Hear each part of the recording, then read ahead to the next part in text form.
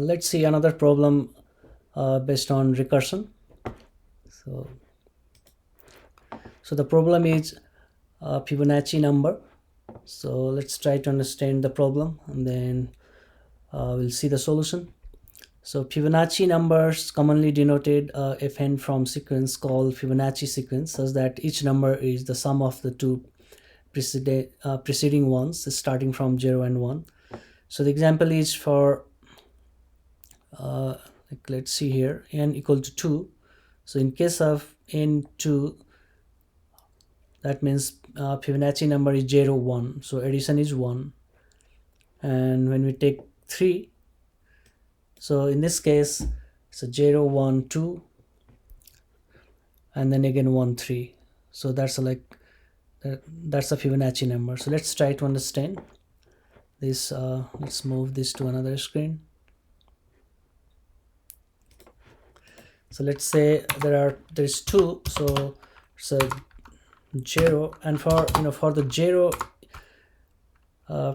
Fibonacci number for the 0 is a 0, and Fibonacci number for 1 is 1. So for 0 it's a 0, and for 1 it's a 1. So that's a Fibonacci number. But if I take example like let's say 2, so for the 2, if you want to calculate the Fibonacci number sum, then you can say like 0, 1, 0, 1, 1, and that's also 1. So plus 1, that's a 1.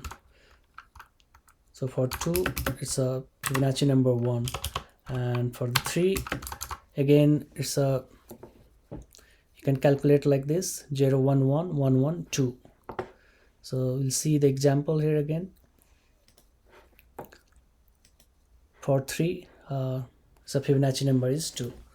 So how to calculate this Fibonacci sum?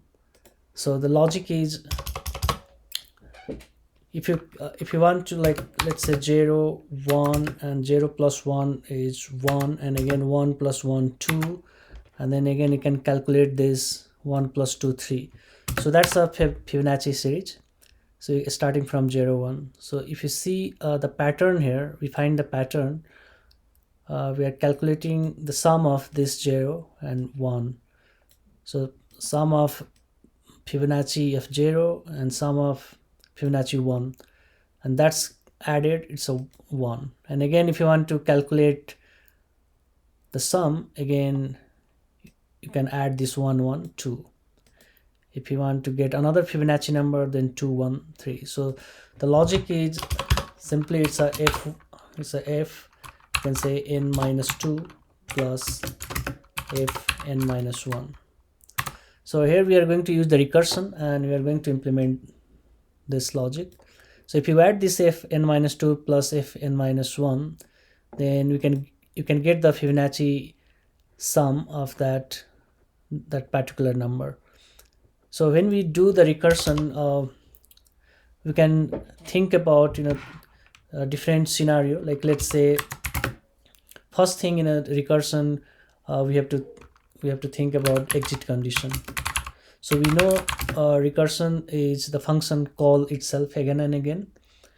So if you do not put this exit condition, then it keeps calling, and then it will get in an infinite call. So that's why we need the exit condition. And the most important thing is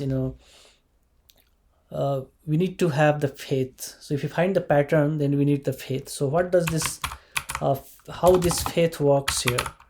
So like let's say if I want to calculate Fibonacci number of 3, then we know the formula. It's a f n minus 2 plus f n minus 1, and this is going to give us sum of this Fibonacci of n minus 2, f n minus 1, and that's the Fibonacci sum.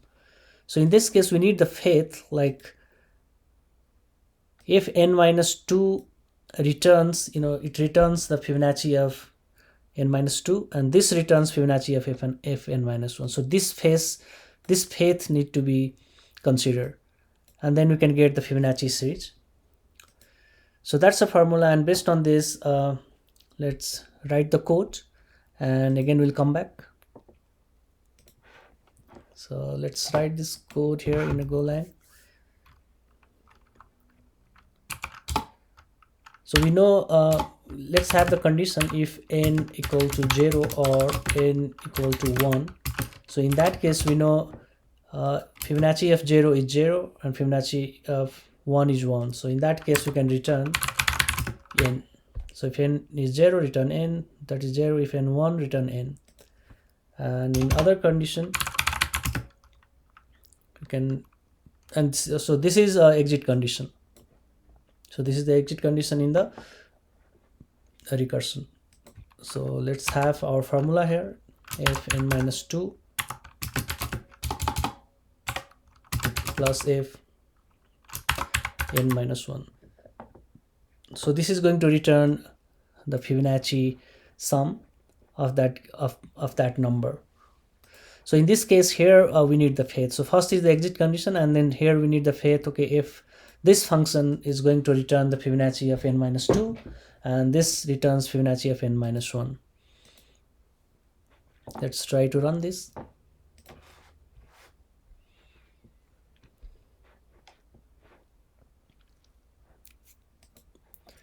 Okay, so that's a FIB.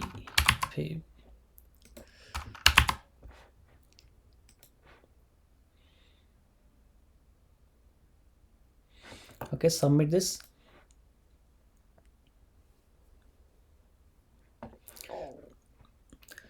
Okay, so it's accepted. Let's come back again here. And also we try to understand memoization in this case. So what the memoization means, if in this case a number is, like, let's say number is 3, so in this case we can call fib n minus 2, fib n minus 1. But in the case of if the number is big, then the same function getting called again and again. So what we do to avoid that function calling again and again, same function calling again and again, we can store that result somewhere, and that's we call memoization. So let's understand this, and again we can come back to the code and we'll modify this code again. And also, if you want to understand the flow of that, then I prefer like taking a small number and then deep dive into that. If you take a big number, you'll get lost there. So let's see, let's try to understand, for f5, and we'll see how memoization works here. So if I give like f5, then this is going to call f n minus 2, that is 3, and plus is the f n minus 1, that's 4. So we'll call that function. So let's move this here a little bit. And again, if I call f3, then it's a n minus 2. So 3 minus 2 is 1. So it will call f1 plus, if I say again 3 minus 1, then it's the f2. And so in the similar way, if the function f4 will call, then in that case it will call fn minus 2, that is f2 plus fn minus 1, f3. So if you see here, if you want to calculate this f5, we need to call f3 and f4.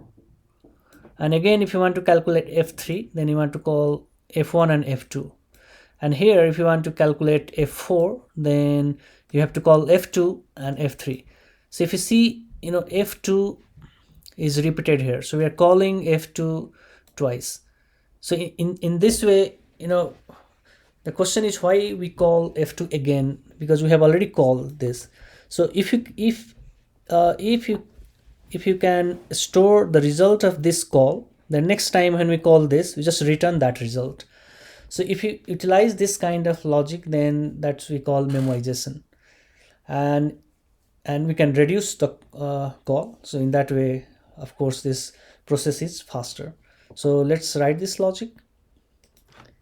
So I'm going to use the memoization here. So in this case, I'm going to make a function new function, like let's say func f, and then it's a n is n, and it's a m for map. So it's a n is int map int. I'll create the map here. So m map int, let's use the make function.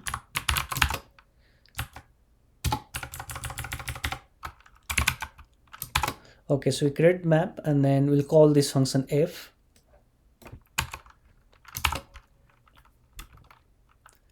n m, and we can have this logic inside this function. It's going to return int.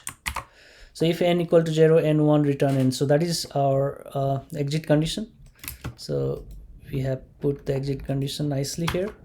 So next thing, when we get the result, we know we are going to use the same function. Like I can say f n minus 2 m, that is our memory where we are going to store our result, plus f n minus 1, and then m, we are also passing the memory here, and we'll get the result.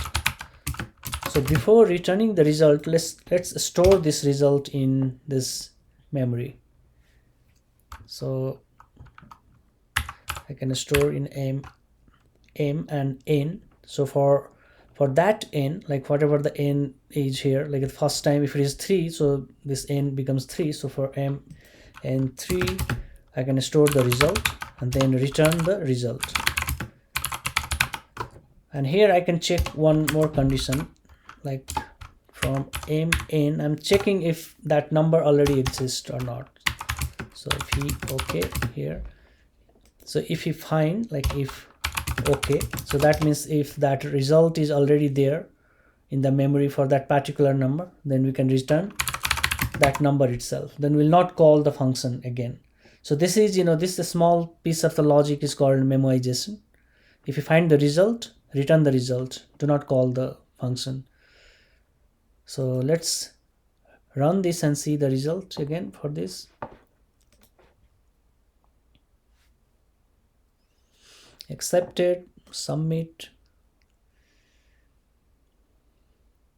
Okay, so if you see this time, last time it was 25%, faster. We see the 77% faster. So this is a better solution. Only thing is it uses a little bit extra memory, so you can compromise with the memory. So that's all for today. For this, let's see the same solution in a Java also. So I have already written that solution in Java. Let's see that.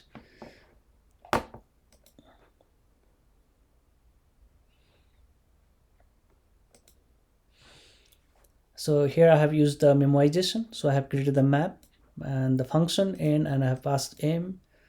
In the same way, if the n0 or n1, then return n. So that's a Fibonacci number. And I'm also checking here if contains n. That means if the result is already there, return that result. Otherwise, calculate the Fibonacci number. And then we can store that result to n.